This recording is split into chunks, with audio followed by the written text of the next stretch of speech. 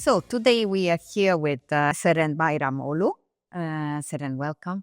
Thank you very much. Thank you for coming. Seren is the Global VP HR for Molicare Healthcare, right? Yes, correct. So you are here in Italy since? I am back since last August, so it's been more than a year, but I lived here for 5 years before. Oh, okay. All right. And you were moving through different countries, Yes, right? Yes. So far, together with my family, we lived in 5 different countries. Wow. So started in Turkey, then moved to London, then to UAE in Dubai, then to Italy, Gothenburg, and we are back in Italy. Okay. And your family came all the way around with you? Yes. So my twins, they were 3.5 years old when we started moving. Mm-hmm. And now they're 16 years old. Wow. So we've been in this journey together. I'm sure they will be happy when they grow. They are grown up about this international background. I really hope so.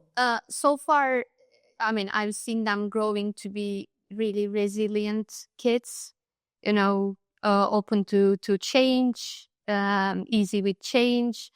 But then, of course, time will tell the impact of this on them. I hope positive. I really hope it will be positive. Mm-hmm. Yeah, I'm sure about it. If there are strong roots, then people can fly wherever in the world. Yeah. They are good with diversity, understanding diversity, understanding inclusion, because they lived through this all their life. Mm-hmm. So I hope this helps them. Very good. Very good. Yeah. So you have a very strong experience with HR and in different industry, very important companies, and also inside the companies with different roles. So if you agree, we have detected also talking with your colleagues in the past episodes that there is a problem. Yes. There is definitely a problem, not only in Turkey, but all over the world. So now with you that have such a wide experience in HR, we would like to talk about solutions and yes. What kind of techniques we can implement in order to make it better, it better for women and leadership roles. So the first question I would like to ask you is about the beginning, meaning hiring process. Yes. Is there anything that can be done from the hiring process side in order to improve the presence or increase the presence of ladies inside the company? Yes. I mean, definitely it's is one of the most important points, the hiring and the promotion decisions. And then it's very important that you have a very consistent approach, a standard approach. Mm-hmm. And as long as you follow this approach, then you are really reducing the risk of bias. You're reducing the risk of always going to the similar people like you. So I think you really need to stay consistent. Mm-hmm. This can be in the form of the interview process, in the form of the assessment process. And then, of course, this is a shared responsibility of HR has that role to bring the process in place. But then the line leaders should really implement that process. Mm-hmm. And one of the things that I really emphasize all the time is how much time we spend to really upskill our leaders to use this process. And when I say process, I don't want it to sound like it's a heavy process, but then it's a process that needs to be in place to really reduce or minimize the bias, because of course you cannot take it away completely. We all know that. But other than that, it's important that you don't give up, right?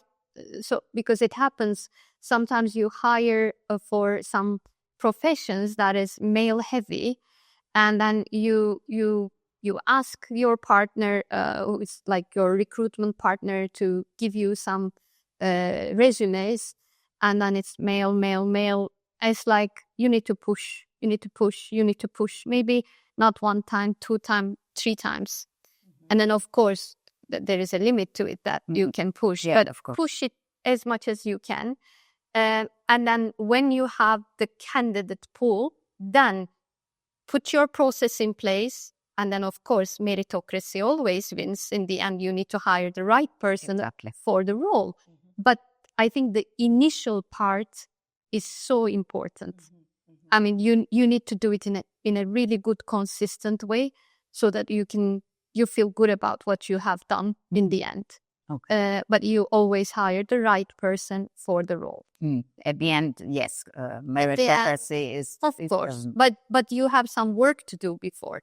So we cannot say, oh, meritocracy wins. No, that's not enough. You do the work up front, and then in the end, of course, it's meritocracy. Yeah, it's like kind of, you can measure people only if they start from the same point. Yeah, otherwise...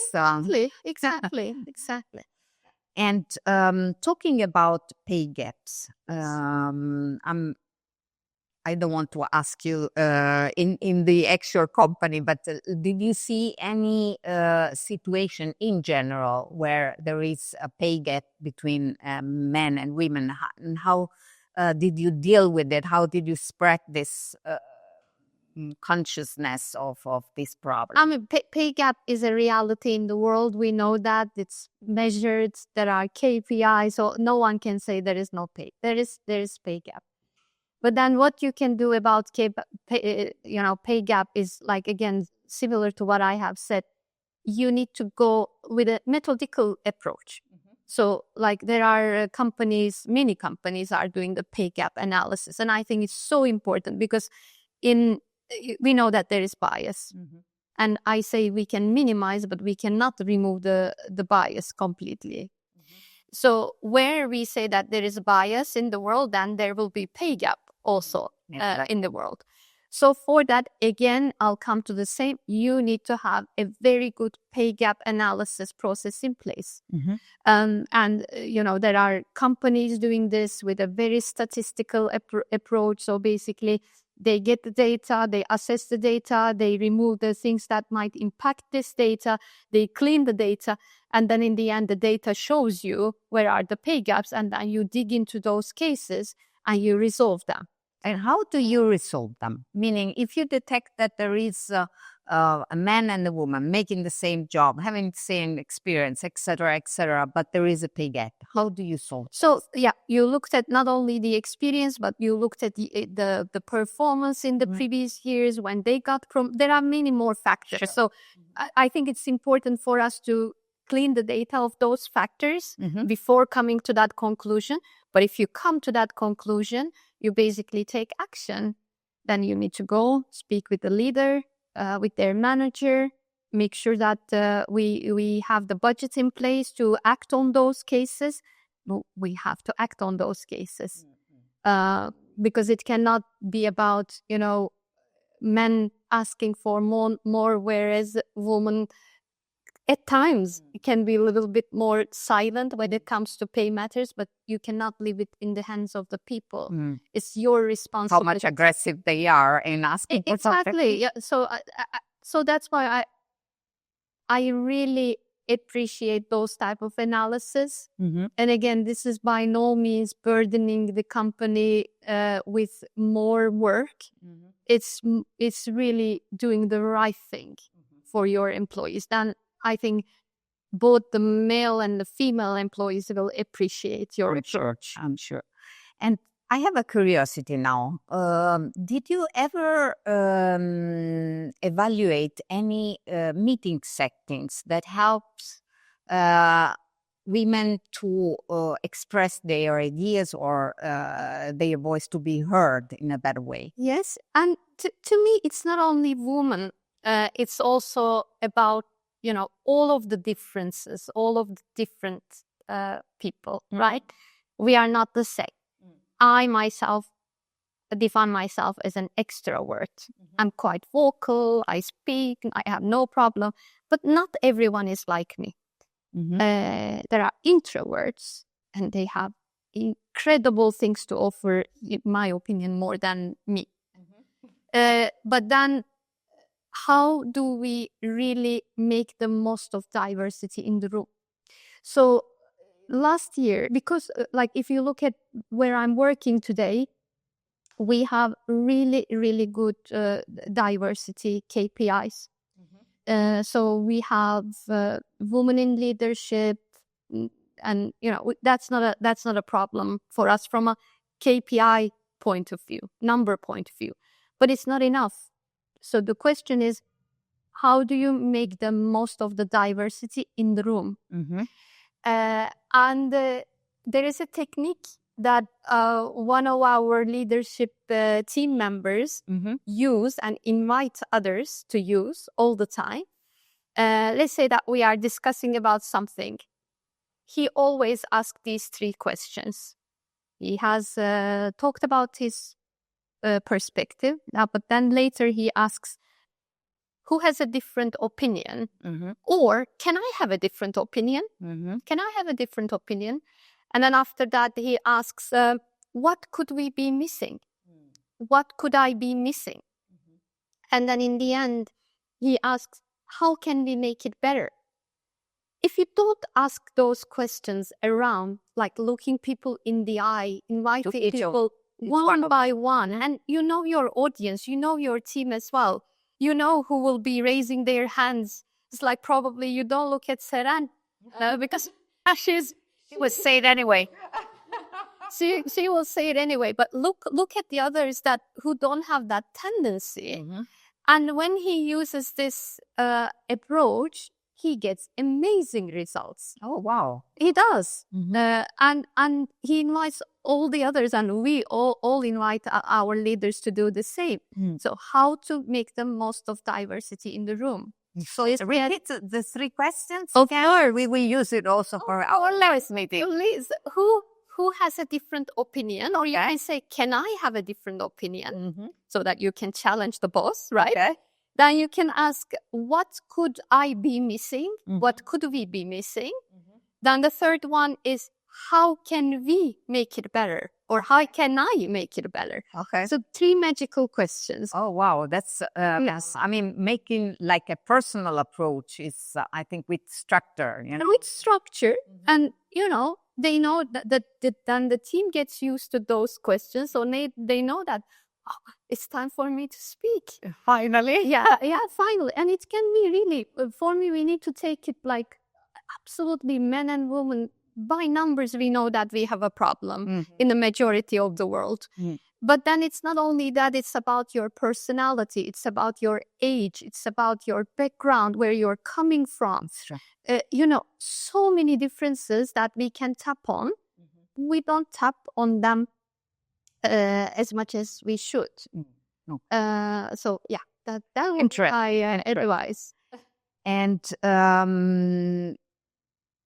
there is a question related to people that are taking care either of the children or of the elder people, caregivers. This can be, in the reality, can be men or women. Yes. But I think that in the majority of the cases, it will be a woman.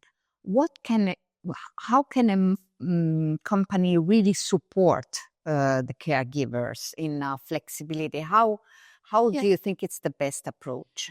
I think we came a long way when it comes to flexibility, right? So after COVID, many companies introduced working from home or hybrid work solutions. So I believe that is very important. And my wish is really that we keep this. But for us to keep this, I think we all have shared responsibility, meaning us as leaders, but also individual contributors, HR. So if we can really do a good job measuring people by their results, not by the time that they spend 8 to 5 or whatever your working time is, I think we have really great chances of keeping this. And I think this is extremely helpful for if you're a caregiver and working full time. But then the other thing that I actually heard it from a CEO of a female CEO of a company. She came to deliver a speech during a leadership program, and she said something that really like sit well with me. She said, "Don't be shy to get help." So it wasn't a caregiving example, but it was like it's the birthday of your child, and you want to actually cook their cake, but you just don't have the time. And what she was saying is, don't be shy to buy the cake.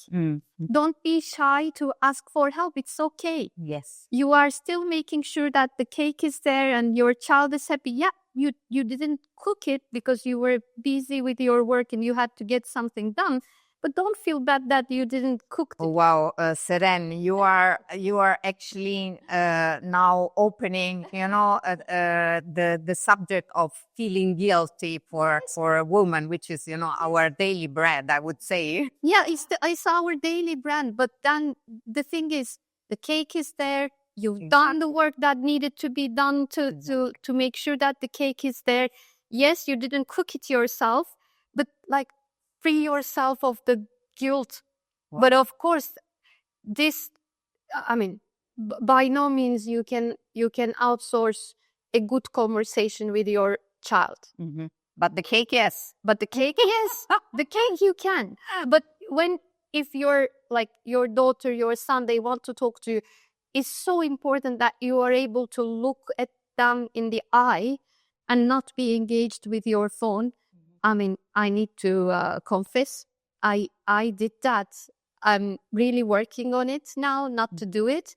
But I realized over years, 25 years of working really hard, that you can do something about. That you cannot outsource, but the cake you can. You can. So I think you need to choose which one you outsource, which one you don't outsource, and you choose the ones that make the most difference.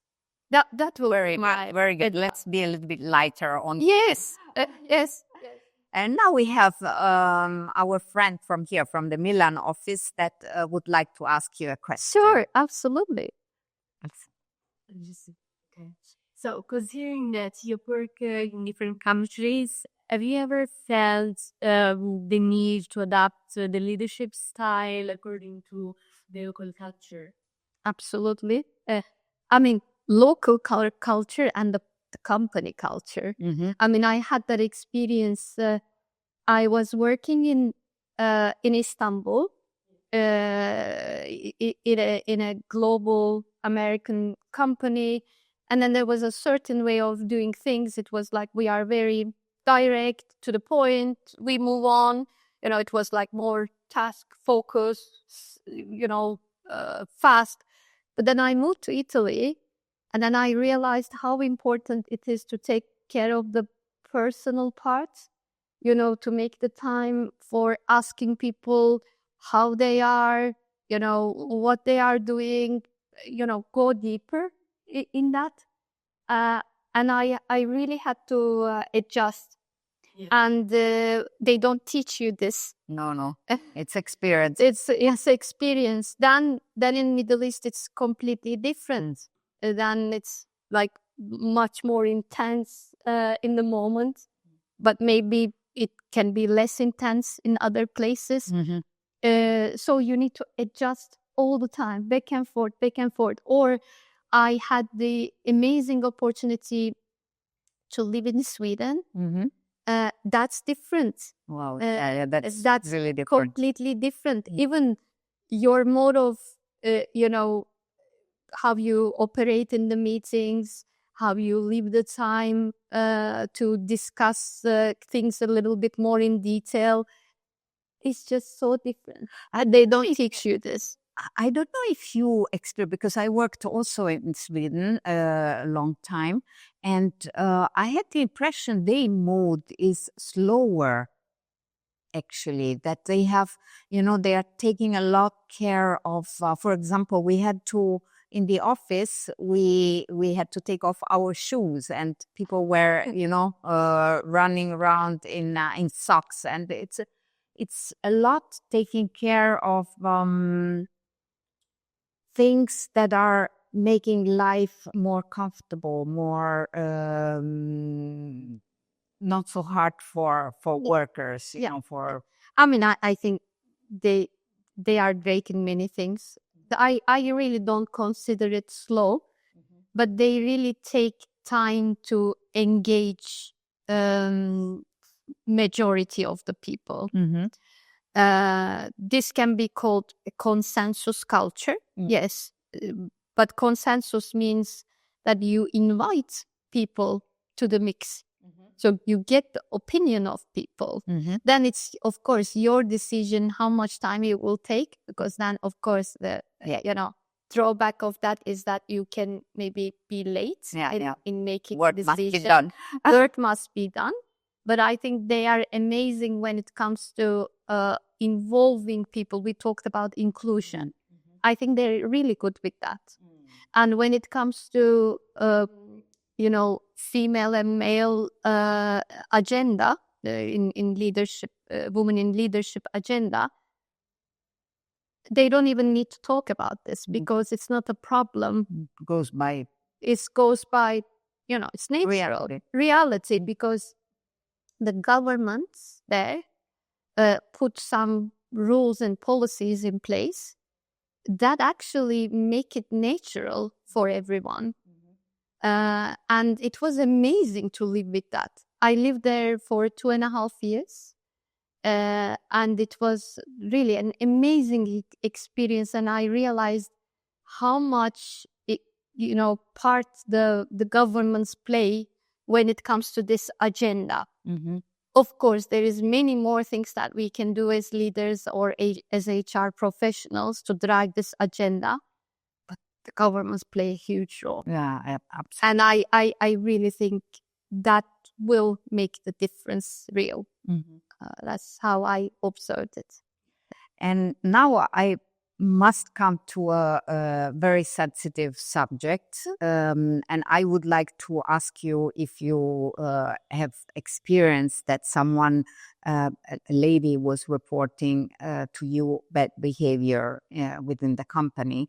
And how did you react to this? Or how do you think that HR, because this is an HR responsibility really, yes, can make it safer for a lady to report such behavior? I mean, 25 years in HR, of course, I had these cases. And that is a very important moment for a company to actually make a statement about their standpoint.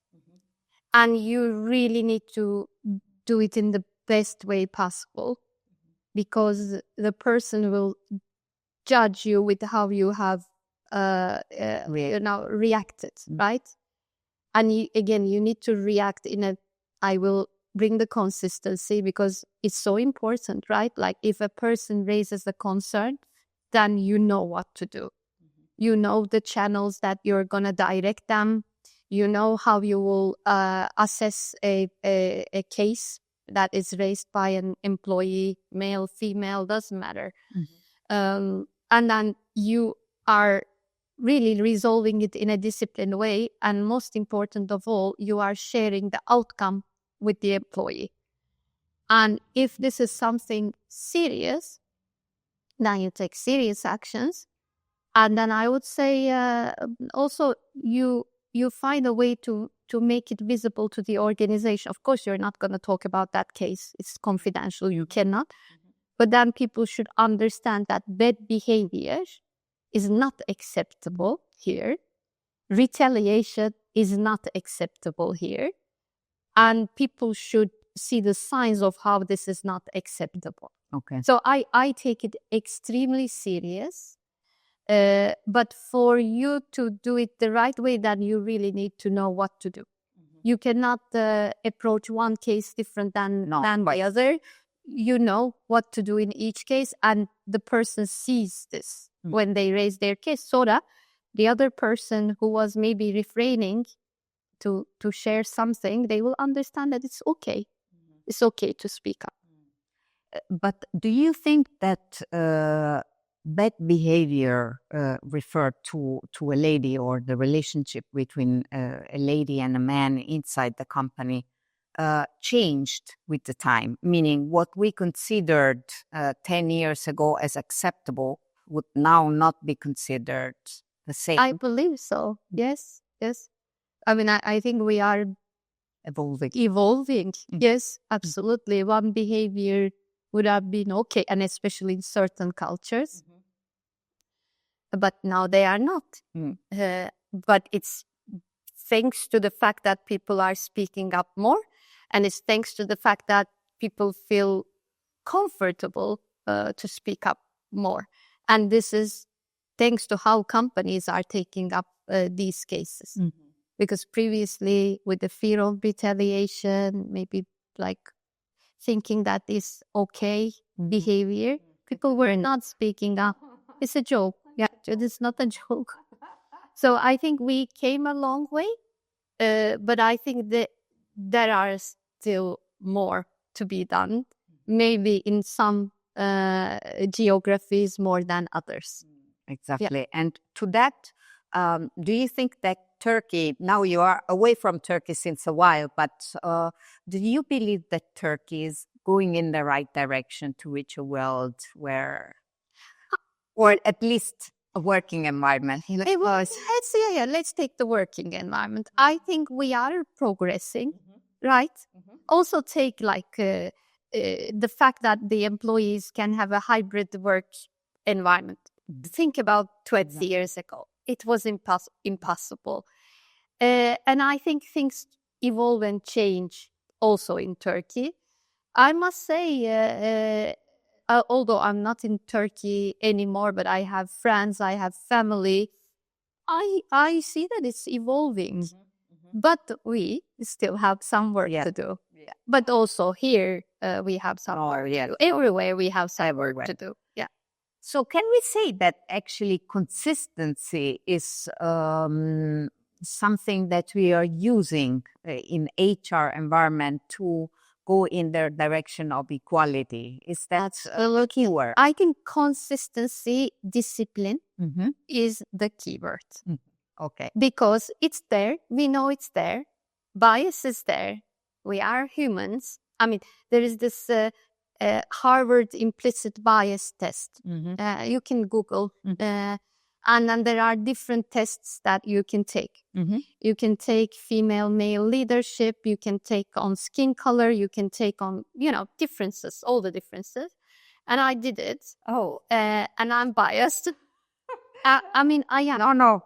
I am. Everybody. Because, in the end, when I was a child, my mom was a stay-home mother. My father was working, and then I had many family members that set up. Of course, that impacted who I am. Of course.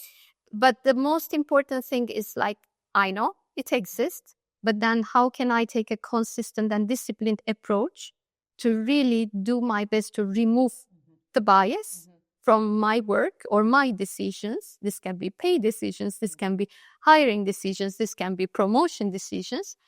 And then, I do my job or make sure that the other leaders do their job the best way possible. So being conscious of your bias is the beginning of solving. So, it's like you can think fast or you can think slow. I think it's the book of Daniel Kahneman. And when it comes to hiring, promotion, any type of pay, any type of decision that you take, you need to think slow. Okay. Yeah. Think slow. Yeah. All right. Then thank you very much. Thank you for having me. Thank you. And to you guys, thank you very much for watching, and stay tuned for next episode.